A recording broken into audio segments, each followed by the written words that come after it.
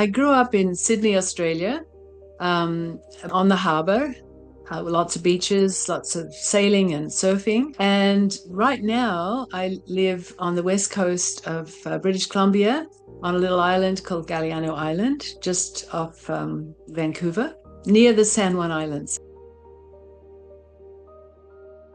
My grandfather, his name is Virginius Henry Randolph Murray. He would have possibly inherited the title of the Earl of Dunmore. The men in my ancestral family inherited this Scottish title, but then they'd be the Earl of Dunmore and then they'd die prematurely, and it would have to be transferred to either an older son, if there was one, or to go over to another part of the family, a cousin, a nephew, as long as their last name was Murray.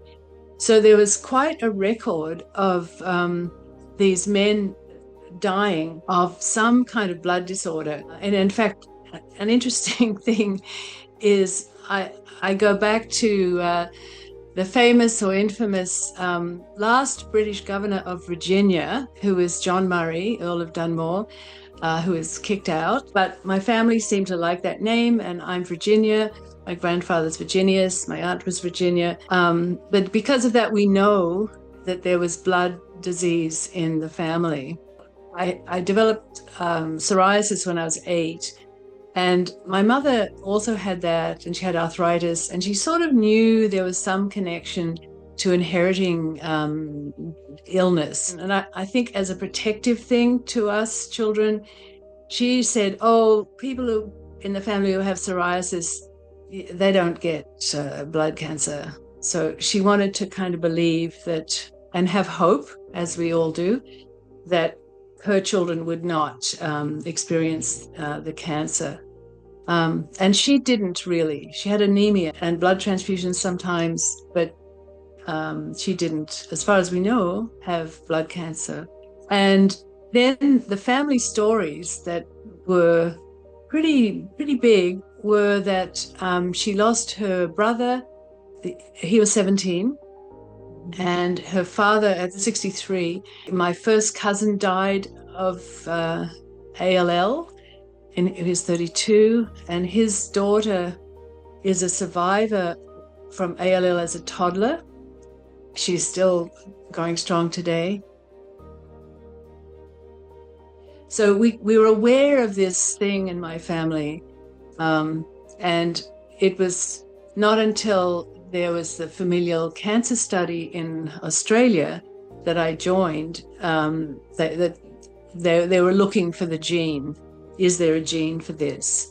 And then once it was discovered, then, oh, this is what's going on. And then once the gene was found, by then my younger son, Gabriel, was probably around 2005 or 6 maybe. He and I decided to be tested, and he wanted to be, he was now an adult, young adult, and he decided he also wanted to be tested for the gene, and we both turned out to have the gene. Living with RUNX1 it's interesting because I think in my case, learning about it after I've lived a lot of my life and done a lot of sort of adventurous things that I didn't care, I didn't give a thought to, that what if I got sick suddenly and I'm in the Andes in South America, where I did do a lot of traveling, or I'm in India, so that's one thing. And I think because my mother didn't succumb to leukemia, I just put it out of my mind. Once I had the RUNX1 diagnosis, I was eligible within our medical system to get blood tests every 6 months. And so I just did that, didn't pay too much attention. My platelets are always a bit low, but that's normal for me, and life just went on. My son, Gabriel, who at the younger age learned about this, he bruised really easily, and that became obvious that this was caused by having RUNX1. when he left high school, he became a carpenter. He did the full training, and he also did a lot of travel. He packed in a lot of really interesting adventures in his young life. He also took up working with stained glass. He did beautiful designs. I was away visiting family in Toronto when he had to go into hospital and was diagnosed with leukemia.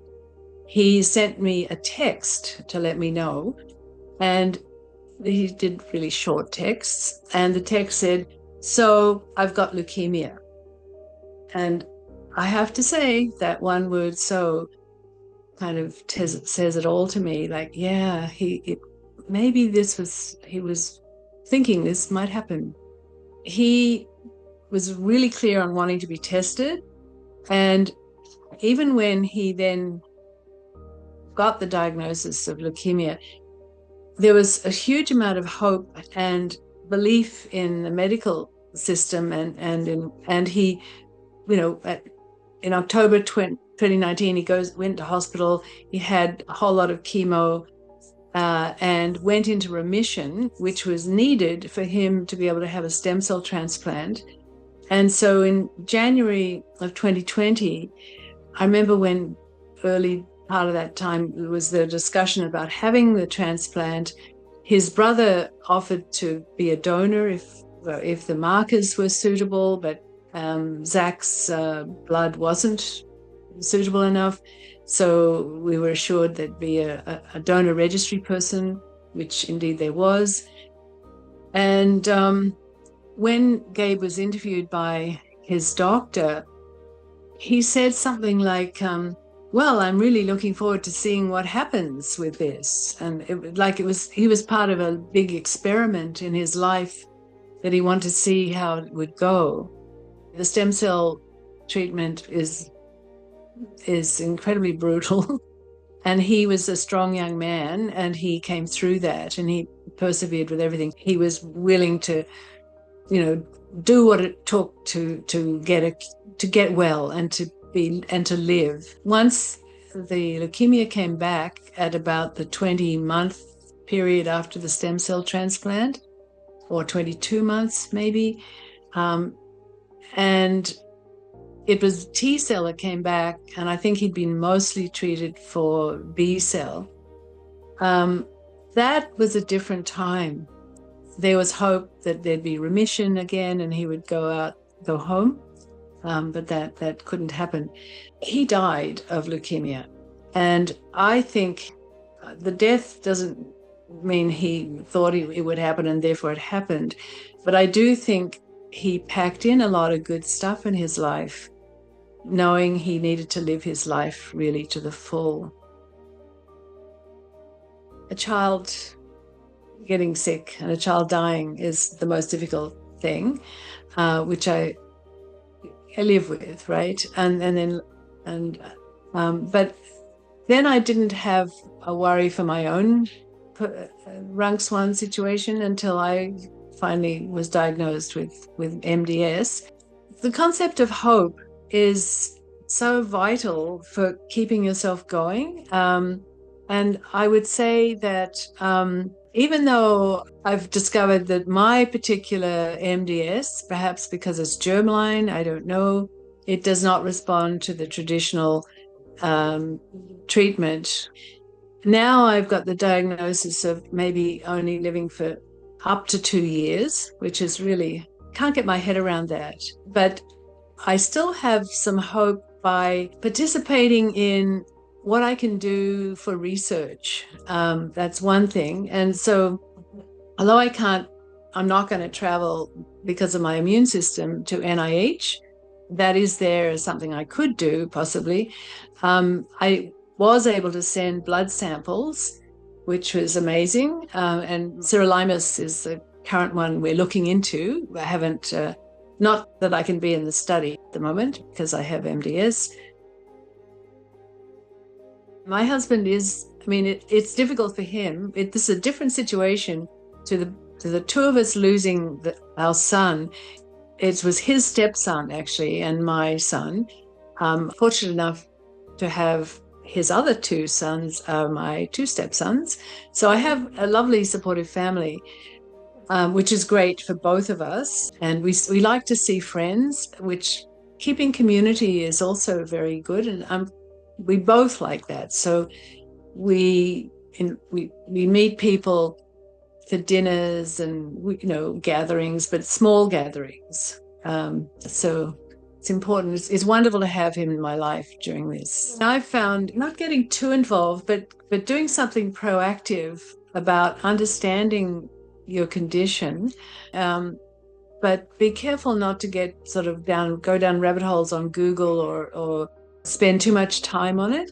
And but do keep up with what's going on. And I guess if you live in the States, go to NIH if you have that opportunity, because it's another way to just keep tabs on yourself and take advantage of this amazing research that which needs to be done more and more on germline people. And find something that can replace azacitidine for people with MDS or whatever is needed for RUNX1 patients.